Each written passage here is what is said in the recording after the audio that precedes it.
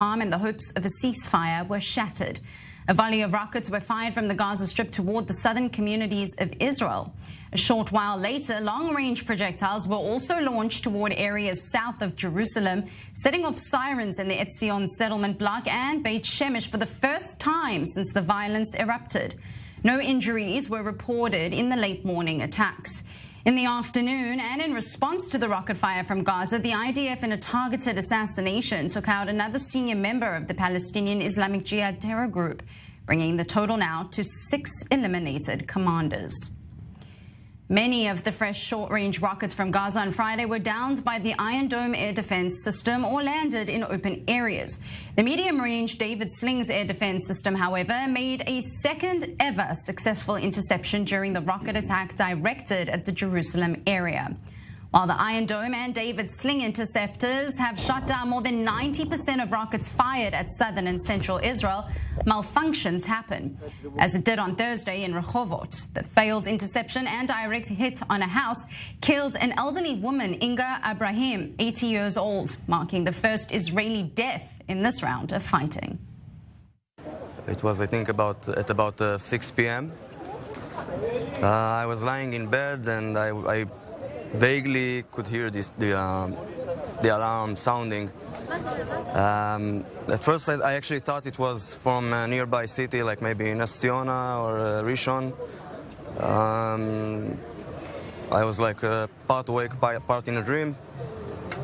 And after what seemed like about 1 minute, then I had the explosion, and the ground shook a little. Meanwhile, on Friday, Israelis were inspecting the damage done to the house in Rehovot, especially after concerns were voiced by medical and emergency workers at the scene that due to the supporting beams being damaged, the entire building may in fact collapse. And with me here in studio is Rafael Yerushalmi, a former senior intelligence officer in the IDF and a security analyst. Rafael, just before we started the broadcast, you mentioned to me that the demonstrations that would have been going on now for a 19th week have been cancelled tomorrow night because of the situation on the border region between Israel and Gaza. Talk to us a little bit about how this plays into politics. Yesterday, we asked a question whether or not starting or at least engaging in a war with Gaza was for any purposes some kind of political gain. Yes, Benjamin Netanyahu has been suspected of starting this conflict because he would divert the attention from the internal strife in the political life of Israel. I would personally think that it's a little far-fetched. I mean, the price seems a bit high. I'm sure he's not too sorry that this is happening because it does divert the attention from the political strife, but I don't think he initiated this kind of situation. Unfortunately, it was coming. I think it is more the interest of the Iranians to initiate this kind of situation. They have a little indirect war, maybe with the more to the right parties of the Israeli political map. Right now, there is a kind of a little war because we have on next Thursday the Jerusalem March, or the March of the Flags, which is always considered as a provocation.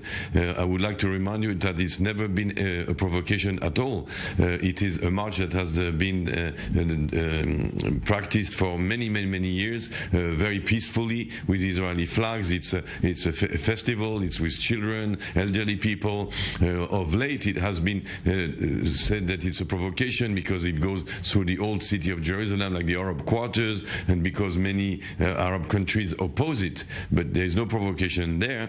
But the Iranians are building on this. They seem to have ordered the Islamic Jihad to hold until then and to disrupt this march. I remind you that the Islamic Jihad, in its claims for a ceasefire, amongst its many claims, would like this march to be cancelled, which of course the Israelis will never do, especially today with the political map and the right parties absolutely wanting to do the march and absolutely wanting to go through the Arabic quarters, of course.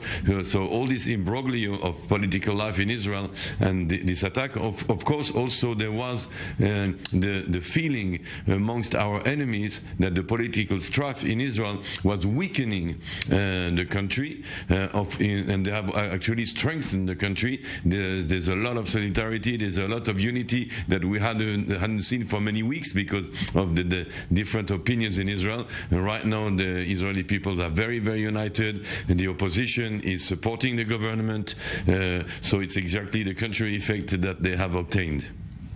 Stay with us just a moment. I do want to cross now, though, to the south, where our correspondent Hamda Salchut is standing by in the southern city of Sderot. Hamda, over 1,000 rockets fired by Palestinian Islamic Jihad in Gaza at Israel, mainly at the south in recent moments. What have you been seeing and hearing on the ground there?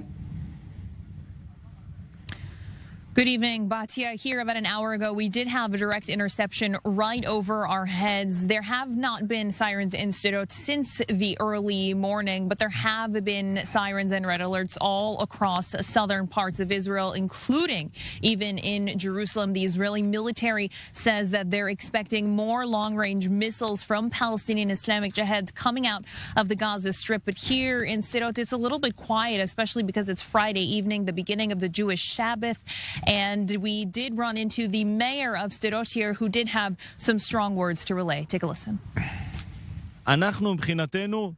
We will stay here as long as necessary. And if we will need to stay in shelters for another 20 or even 30 days, we will. We will give our full support to Prime Minister, our country, and our military to protect us. Leaders of the outer world, wake up.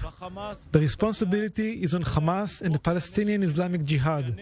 Make them lay down their weapons, because the violence causes only suffering for the entire region, not only to Israeli, but mostly to the Gazan residents that are looking for a future, for security and education. Hamas and Palestinian Islamic Jihad are taking all this money, stealing it from the residents. They make this money and buy weapons, bombs and rockets. What good has that given them over all these years? The mayor of Sderot there making mention to Hamas, the de facto rulers of the Strip that have so far been on the sidelines, but we know that they have sent a message via Egypt that if fighting continues, they will get involved. Hamza, how would this change the course of the conflict? If Hamas were to get involved in this round of fighting, the escalation would be sure to be seen on both sides of the aisle, both here in Israel and in the Gaza Strip. Hamas has more sophisticated weapons, more long-range missiles, weapons we haven't really seen in a couple of years. So their arsenal has been stockpiled, perhaps waiting for a round of conflict. Now, because of the civilian casualties and the toll on the civilian infrastructure that's been hit, sources are saying that there is going to be no choice but for them to get involved. We can be sure to see a much longer and devastating conflict if they are to get involved. They've been speaking out today more than they have been since Tuesday, saying that the resistance in the Gaza Strip is united and ready. Hamda Salchut there in the southern city of Sderot. Stay safe. We will be coming to you later on in the broadcast. And just to update you, just moments ago, red alert sirens, incoming rockets were going off in the Gaza envelope area. So those residencies and communities just outside of the border between Gaza and Israel. And we see more going off now as well. Rafael Yerushalmi, stay with me. I would like to continue the conversation once we get back, but we are going out now for a short break. But when we get back, we'll discuss possible mediation efforts by Egypt as well as Qatar and the United Nations to possibly consider putting some kind of hindrance or ceasefire on this conflict that only seems to be heating up. But perhaps the storm will come before the calm, especially if Hamas does indeed decide to get involved. Once again, you are watching a special coverage here on I-24 News, an extended edition covering day 4 of Operation Shield and Arrow by the IDF, their operation taking place in the Gaza Strip. We'll have much more when we get back. 2 minutes. We'll be right back. Stay with us.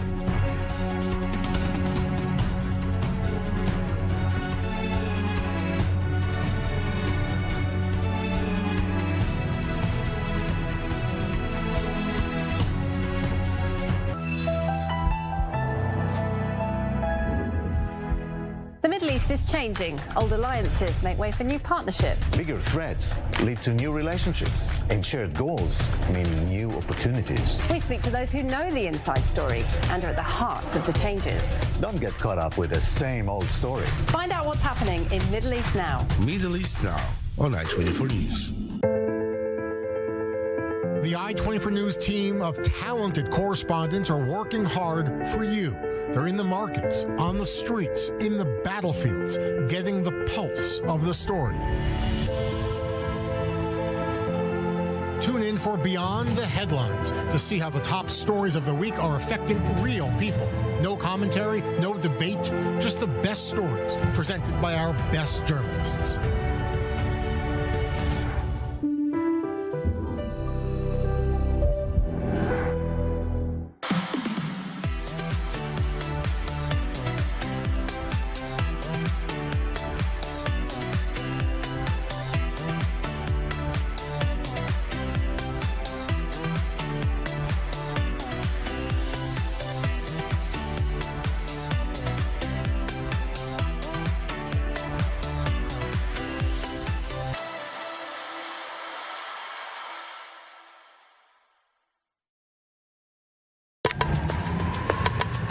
Should I go to VivaTech in Paris this June? VivaTech is Europe's biggest startup and tech event. This is where business meets innovation. Jumpstart business deals with the leaders in tech. Discover cutting-edge innovation. Meet the brightest minds changing the world. Is it worth it? Weren't you listening? It's the #1 startup and tech event in Europe. Be there.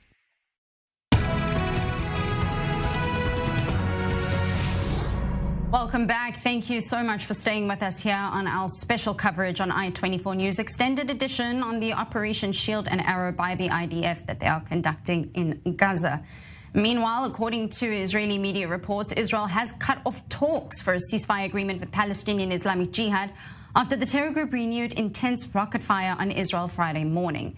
The rocket attack shattered several hours of calm that had raised hopes overnight for a deal to end the hostilities amid efforts by Egypt, Qatar and the United Nations to broker indirect talks. Ceasefire efforts had been held up by Islamic Jihad's demand that Israel halt targeted assassinations in the Strip, a proposal Jerusalem rejected outright. Both sides have threatened that fire will be met with fire, and until one stops, neither will the other. Joining me now from Cairo in Egypt is Hussein Hariri, a former Egyptian assistant foreign minister and the former director for the Israel Department for the Egyptian Foreign Ministry. And still with me here in studio, Rafael Yerushalmi, a former senior intelligence officer in the IDF and a security analyst. Gentlemen, thank you both very much for joining me here this evening. And with your permission, I'd like to bounce between the ceasefire or potential ceasefire efforts as well as the current operation. And starting with you, Hussein, ceasefire negotiations appear to be all but stalled following the renewed attacks today being Friday. So where do we go to from here? What is Egypt's position?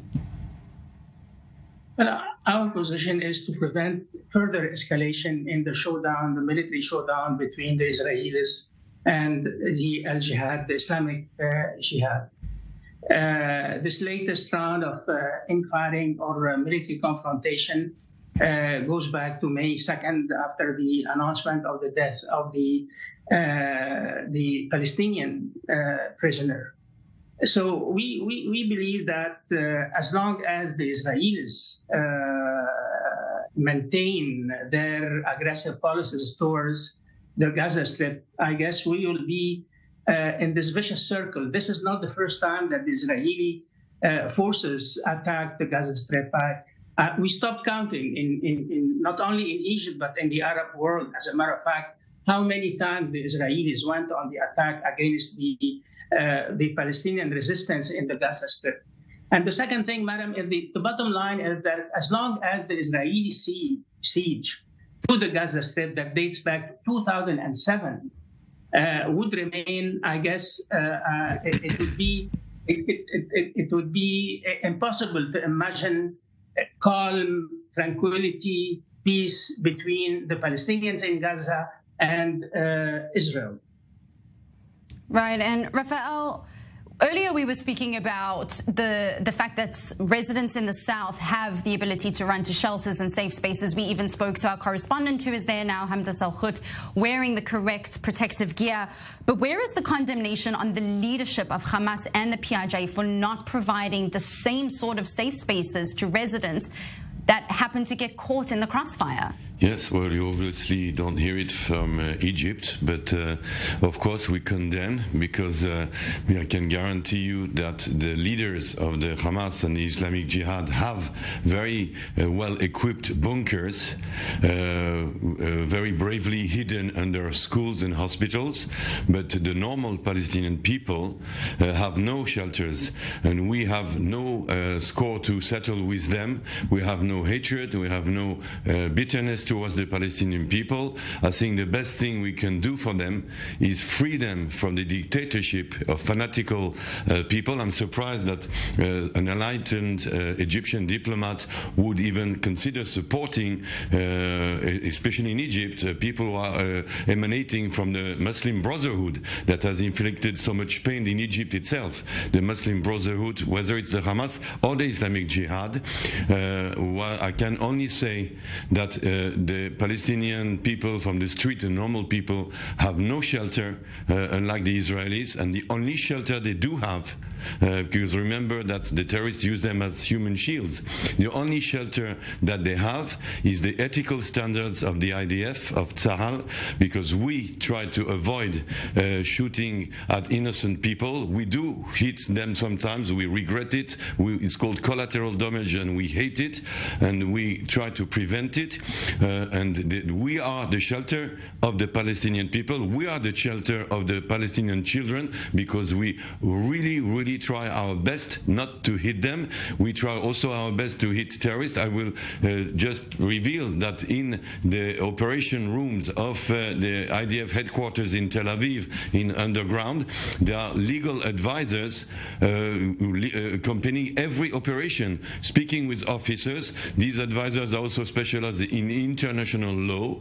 They have authorized some targeted killings, knowing that there was the wife or the children present in the flat that was hit, but this is because by international law you can do this, like it was done for bin Laden, if in exchange you will avoid more casualties, more children and women being killed by these terrorist actions that these terrorists that have been eliminated operate. That's the only way. But I can guarantee you that we are one of the rare armies in the world that will never ever consider normal or to shoot at innocent people and children, and certainly not at the Palestinian people of Gaza, for whom we have only who are distressed just as they are to be under such a horrible regime of the Hamas. And I'm sorry to hear what I've just heard now, because we are counting on Egypt very much to mediate between us and the Palestinians.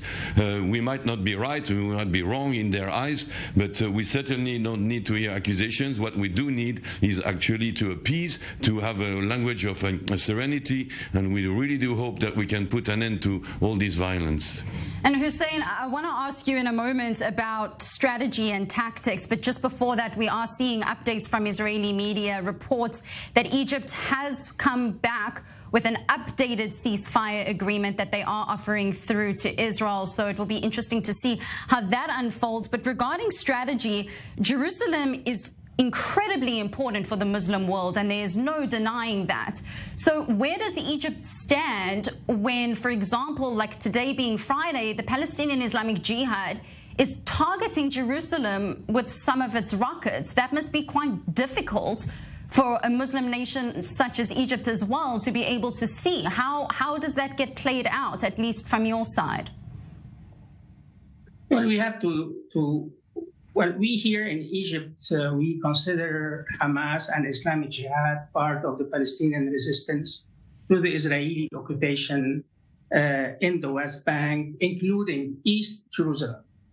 Here in Cairo, the Egyptian people, we distinguish between East Jerusalem, and that was occupied by the Israeli army in 1967, and Western Jerusalem. So, of course, as far as Egypt is concerned, strategically speaking, we want to stop managing this conflict between the Israelis and the Palestinians. And we hope that peace negotiations between the two parties would resume as soon as possible.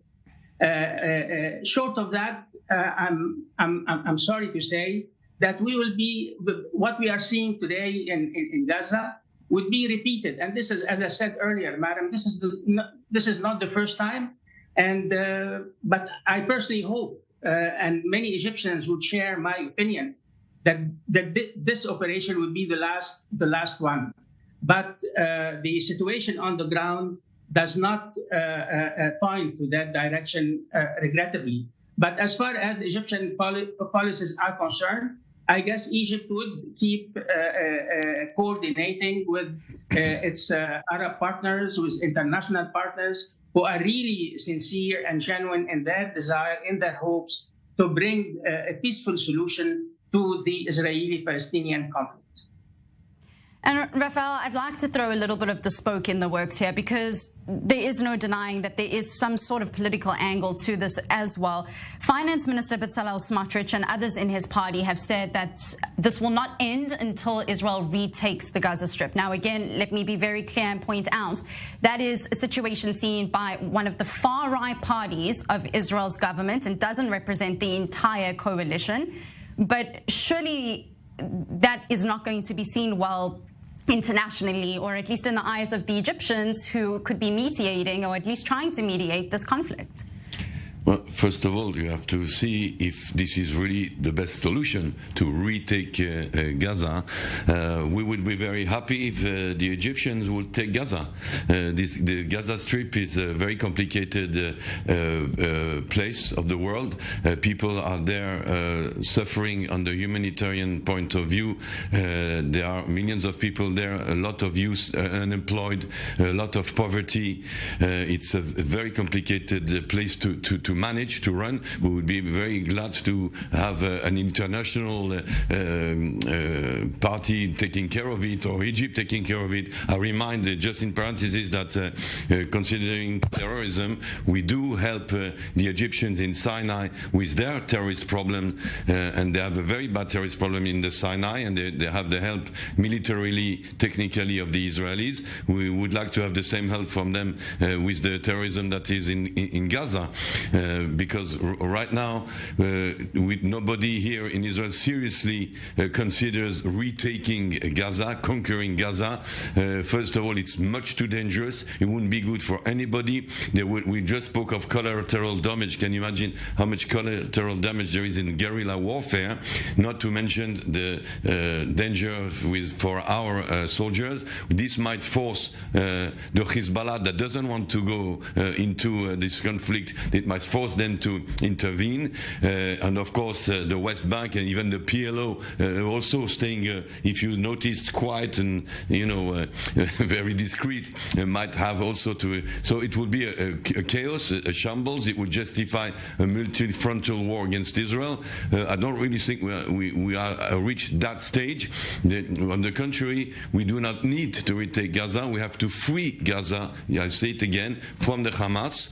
Right now there is a humanitarian crisis on the way, because the passages are closed. In 2 or 3 days there will be no more fuel for electricity. There will be no electricity in Gaza. Passages from both Israel and Egypt you're referring to? Yes, and but even if they reopen from Egypt, it will help on the humanitarian side, but it will not be enough to have electricity. And then hospitals will have a problem.